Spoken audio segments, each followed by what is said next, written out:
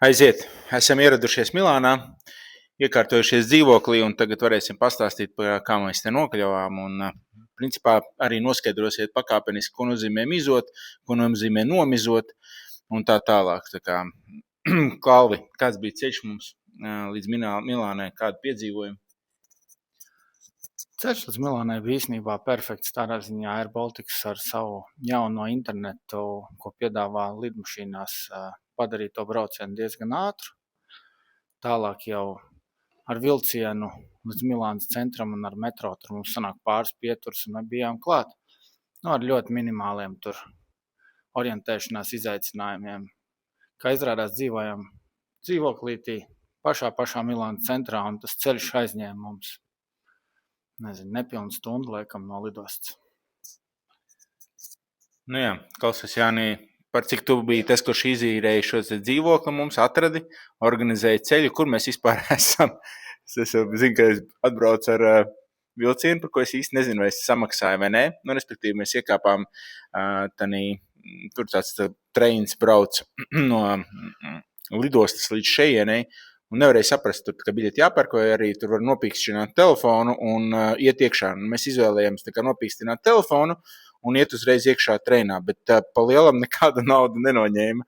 Un ejot ārā, vajadzēja arī nospīkstināt, un it kā vajadzēja tādā brīdī noņemt naudu, bet tas nenotika. Nu, redzēsim, kā mums tur bijis. Bet, un tad vēl 2 metro līnijām mēs braucam. Kur mēs vispār esam? Jā? Mēs esam Milānā. Pilsētas centrā. Tas ir tas, ko es varu izstāstīt, jo es precīzi nezinu, kur mēs esam. Labi. Okay, varbūt tā pa sportu nedaudz, Kalvi. Kā ir mums ar Latvijas sportistu sasniegumiem līdz šim? Vispār, kas paveikts? Kā mūsējiem iet? Tā līdz šim labākais rezultāts laikam ir kamaniņu vienniekos, kur mums ir pirmais koku medāls.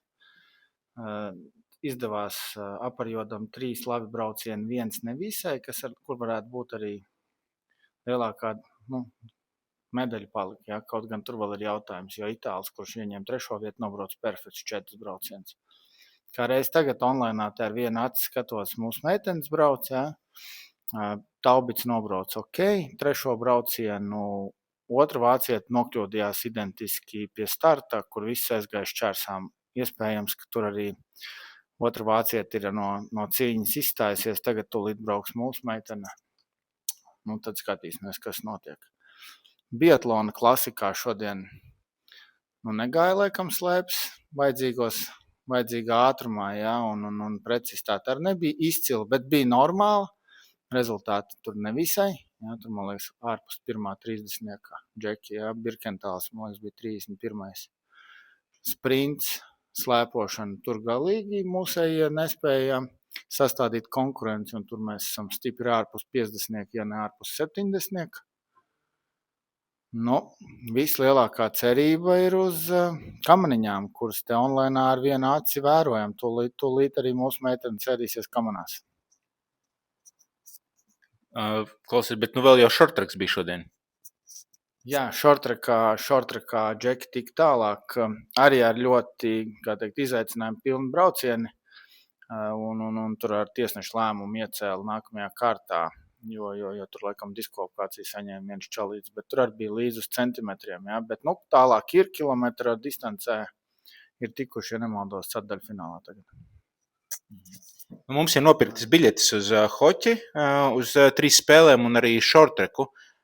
Un kādas mums ir cerības redzēt mūsējos vispār šortrakā, uz kuru mēs iesim?